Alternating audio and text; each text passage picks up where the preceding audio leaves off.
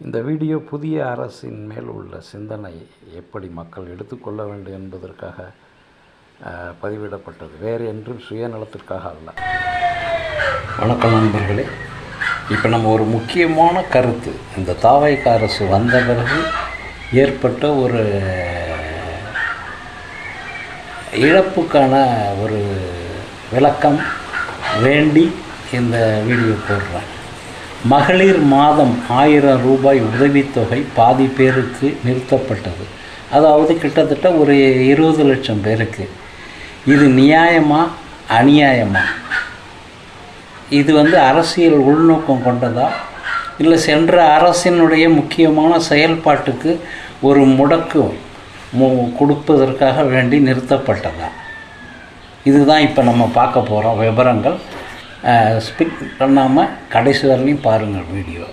நாட்டில் விலைவாசி உயர்வை கட்டுப்படுத்த முடியாமலும் வேலை வாய்ப்புகள் கொடுக்காமலும் முக்கியமாக 65% மேலே விவசாயம் சார்ந்த தொழில் மற்றும் இடம்பெயர்ந்து வேலை செய்யும் பேச்சுலர்கள் அங்கே ஒரு வாடகை கொடுத்துக்கிட்டு வர பயணச்செலவு, டெய்லி வேலைக்கு போகிற பயணச்செலவு, இதையெல்லாம் சந்திச்சுக்கிட்டு தனியார் வசம் இருக்கும் வேலையை பார்த்து கொண்டு அதில் வாங்கும் சம்பளத்தில் இருந்து இப்பொழுது இங்கே நடக்குது தமிழக மக்களுடைய வாழ்க்கை.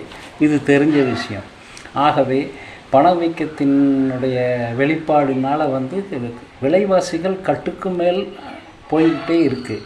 அப்போ நம்ம வாங்கும் சம்பளங்கள் நிறைவடைவதாக இல்லை, மிச்சப்படுவதாக இல்லை. அப்படி இருக்கும் சூழ்நிலையில் தான் குடும்பங்கள் கொஞ்சம் இந்த வறுமையிலிருந்து விடுபட வேண்டும் என்று யோசித்து அரசாங்கம் வேலைவாய்ப்பு கொடுக்காட்டினாலும் இந்த தொகையை கொடுக்குறாங்க. இது இனாமாக கொடுக்கறதுடைய திட்டத்தில் சேர்க்க முடியாது. இது கம்பல்சரியாக ஒரு உரிமை தொகைங்கிற பெயரிட்டு கொடுக்கப்படுகிறது. இதில் ஒரு வருமான வரம்பு எல்லாம் வச்சுருக்காங்க. இருந்தாலும் இந்த வருமான வரம்புலேயே சில பிரச்சனைகள் இருக்குது. வாங்குகிற சம்பளம் பாதிக்கு பேரை செலவிட்டு பாதிக்கு மேலே கிடைக்கிற சூழ்நிலையிலும் ஏதோ ஓரளவுக்கு வடிகட்டுன ஒரு வரையறை அமைத்து இந்த தொகை கொடுக்கப்பட்டு வருகிறது. இதில் நீங்கள் மகளிர் உதவித்தொகை இப்போ வந்திருக்கிற தாவைக்க அரசு கூட்டி கொடுக்காட்டினாலும் அதையே தொகையை கொடுத்து வரும் அனைத்து மக்களுக்கும் கொடுக்க வேண்டியது தானே. அந்த பாதி பேருக்கு நிறுத்தப்பட்டதின் எதிரொலி காரணம் என்ன? இது அரசியல் உள்நோக்கம் கொண்டதுன்னு தான் நம்ம தெளிவாக எடுத்துக்கலாம். ஏன்னு கேட்டால் இவங்க தங்கம் கொடுக்குறான், மோட்டர் சைக்கிள் கொடுக்குறான், வீடு கொடுக்குறான் அப்படின்னுலாம். ஆக ஆட்சிக்கு வந்த தாவைக்க அரசு மக்கள் வாங்கும் சக்தி குறியீடு மறுபடியும் கவனம் செலுத்தி சரி செய்யப்பட்டு பார்க்கப்பட்டதா? இதில் நிறுத்தப்பட்டவர்கள் எல்லாரும் வருமானம் அதிகமாக வாங்குறாங்கங்கிறதுக்கு அதாவது இப்போ உள்ள விலைவாசி சிஸ்டத்தை விட கூட வாங்குகிறாங்க, சேமிக்கிறாங்க, நிறைய சம்பாதிக்கிறாங்கங்கிற ப்ரூஃபான குறியீடை இவங்க சேகரிச்சிட்டாங்களா? சேகரித்து பார்த்ததின் அடிப்படையில் இல்லை ஆட்சிக்கு வந்த உடனே எப்படி புள்ளி விவரத்தில் இப்படி எடுத்தாங்க அப்படிங்கிறப்போ முந்தைய அரசினுடைய குறியீடை வச்சு நீங்கள் மொட்டத்தனமாக எடுத்துருக்குறீங்க. இது தவறான செயல்பாடு. நீங்கள் ரெக்கார்டு தயார் பண்ணாமல் ஒருத்தருக்கு கொடுக்கப்படும் உதவித்தொகை இது மற்ற இதெல்லாம் கிடையாது. இது வாழ்க்கையினுடைய குடும்பம் நடத்துவதற்காக கொடுக்கப்பட்ட தொகை. இதற்கு இவ்வளவு அவசரமாக பாதி பேருக்கு பணத்தை நிறுத்தியது ஒரு மாபெரும் தவறு என்று நாம் சொல்கிறோம்.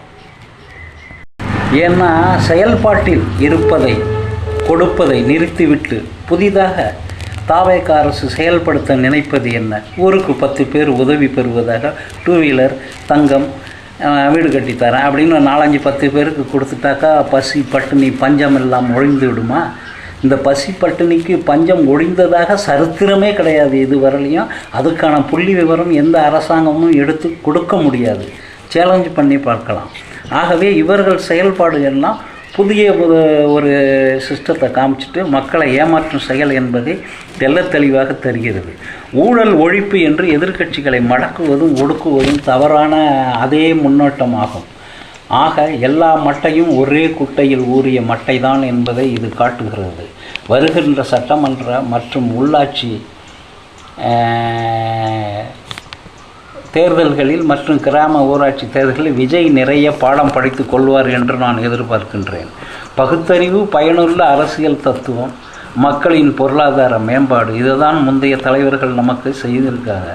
இதற்கு பங்கம் விளைவிப்பவர்கள் யாராக இருந்தாலும் தயவு தாட்சணையின்றி தூக்கி எறியப்படுவார்கள் என்பதை நாம் உணர வேண்டும். இதை விஜய் அவர்களும் செங்கோட்டையன் போன்றவர்கள், ஆதவ அர்ஜுனா போன்றவர்கள் நினைவில் கொண்டு எந்த ஒரு செயல்பாட்டில் செஞ்சால் அவர்களுக்கு எதிர்காலம் உண்டு. ஒரு கண்ணில் வெண்ணையை மற்றொரு கண்ணில் சுண்ணாம்பை தடவ வேண்டாம் என்பதை நினைவில் கொள்ளவும். பெற்று வந்த மகளிர் உதவித்தொகையை விலக்கப்பட்டவர்களும் திரும்பவும் சேர்த்து வழங்குவதே நியாயமான தர்மம், அதையே தொடரவும். அதர்மத்துக்கு வழி போனால் சீக்கிரமே இந்த அரசு வீட்டுக்கு போகும். ஆதரவு கொடுக்கும் கம்யூனிஸ்ட், விசிக, காங்கிரஸ் இவர்கள் தபாகவுக்கு ஏன் எடுத்து சொல்லவில்லை? பவருக்கு வந்துவிட்டால் யார் எக்கெடுகட்டு போனால் என்று இவர்களும் அதையே ஃபாலோ பண்ண ஆரம்பிக்கிறார்களா? சமூக நீதி பற்றி பேசுபவர்கள் இந்த பணம் பாதி பேருக்கு நிறுத்தப்பட்டது பெரிய அவதூறு இல்லையா? தமிழ் மக்கள் நலன் போற்ற தொடர்ந்து பாடுபடுவோம். அதுவே சரியான அரசியல் வெளிப்பாடு, வியூகம், வெற்றியாகும். நன்றி. குறைகள் கமெண்டில் பதிவிடவும். தவறாமல் சப்ஸ்கிரைப், லைக் பண்ணவும். இதை நான் வீடியோவாக போட்டதனுடைய காரணம், ஆட்சிக்கு வந்த மறுநிலமே ஒரு மக்களுக்கு கிடைக்கக்கூடிய நலனை தடை செய்தது ஏற்றுக்கொள்ள முடியாது. அதற்கு சில விளக்கங்களை கூறிவிட்டு சரியான தகவல்களை சேகரித்துவிட்டு பிறகுதான் இந்த அரசாங்கம் முடிவுக்கு வந்திருக்க வேண்டும். பழைய அரசாங்கத்தினுடைய கோட்பாடுகளை ஃபாலோ பண்ணாதவர்கள் அவர்கள் வைத்திருந்த டேட்டாவை மட்டும் வைத்துக்கொண்டு எப்படி இந்த பணத்தை நிறுத்தினார்கள்? இது பதில் சொல்லியாகணும் தவேக அரசு மக்களுக்கு. இதை நான் இப்போது சொல்கிறேன். இதை எல்லாரும் போக போக சொல்லுவார்கள், பிறகு தெரிந்து வரும். நன்றி, வணக்கம்.